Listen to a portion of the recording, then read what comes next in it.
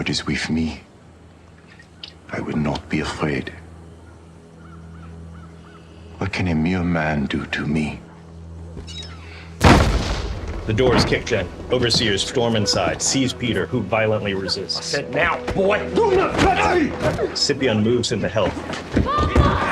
Betsy cries. Get back, boy! Sheer chaos.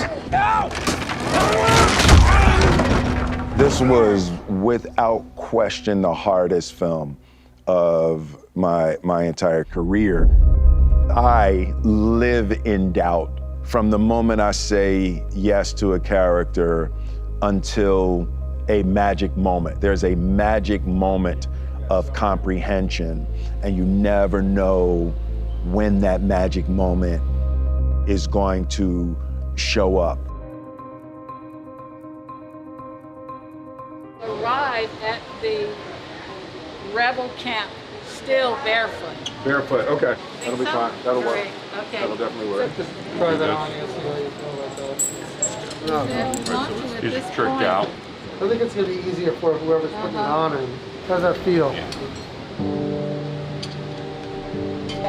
But we're hoping that you will always go over the whoever's going up.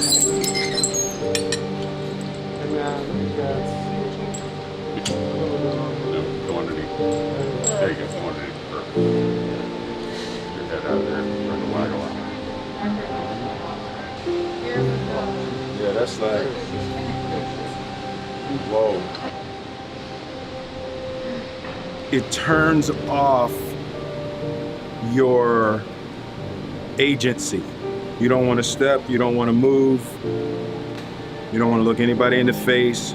It's deeply dehumanizing. It's like in the most basic, simple textures of human interaction, you turn it off. You just turn it off, you know? It's gonna be a long, hard summer.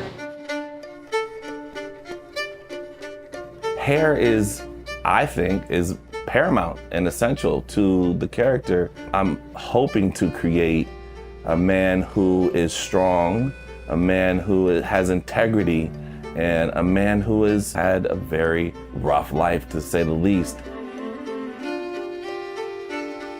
The shape has to be flattering, but it has to tell a story that he's never seen any vanity before. He doesn't know vanity.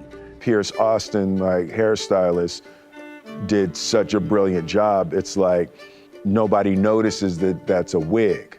It's a wig that disappears in the mind of the audience, but it's so critical in delivering the character and, you know, touching that space inside of the audience. How his hair looks is so critical, yet it disappears.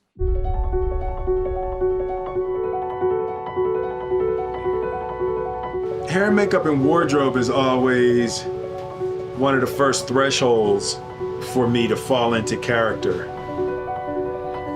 You know, once I see myself in the mirror, it transforms your thoughts and feelings. It changes how you walk, changes how I hold my mouth. The makeup definitely intensifies whatever Peter is experiencing that day. And I have to keep that in mind every day. Peter coming into the construction camp. It's the first time he arrives to this slave encampment where he's been abducted from his family. All right, let's clear the set, please. Let's stand by. Picture will be next. That Confederate war camp is one of the best designed and most accurate sets I've ever been on.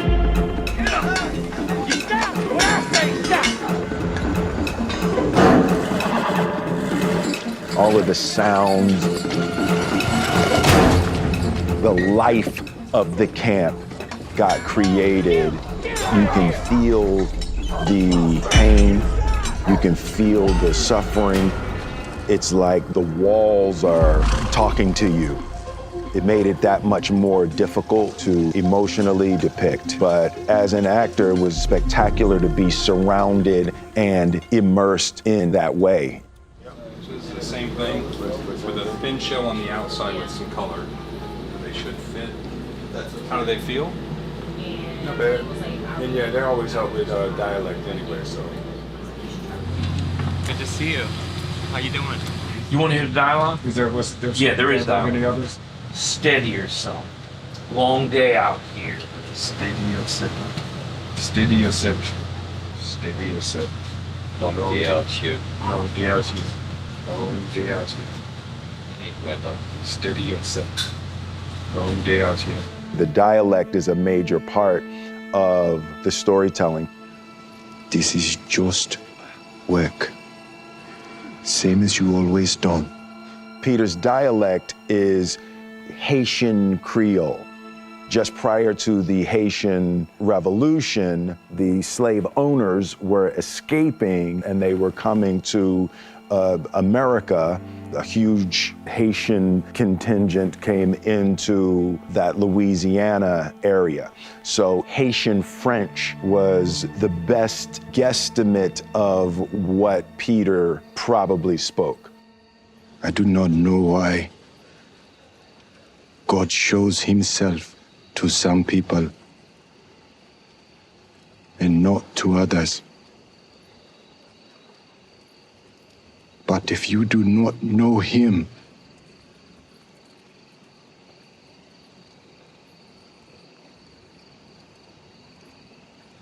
I will pray for you.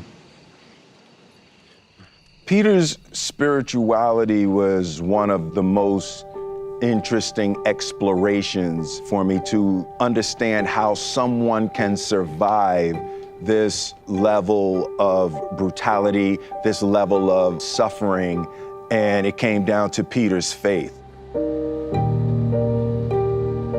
You learn all your lines, you learn your dialect, you get your hair, you get your makeup, you rehearse with some of the other actors, you do all of those things, but what could give a person the fortitude and the endurance to be able to sustain with that level of violence and malevolence, and God was the only answer. There's a magical moment when you understand a character in a non-intellectual way.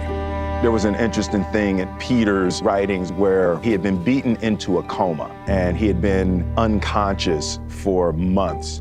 And when he comes out, he talks about having met God. He heard and cultivated a relationship with God. He felt like he knew God. So he had gone beyond faith into a place that few of us get to visit. I love working to understand the mindset of that kind of character. It's not a movie about slavery.